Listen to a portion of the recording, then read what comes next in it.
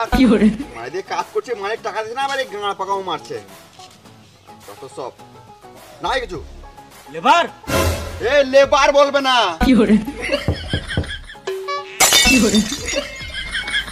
বোকা চোদা, ঠিক টাইমে কাজে তো জানিস না।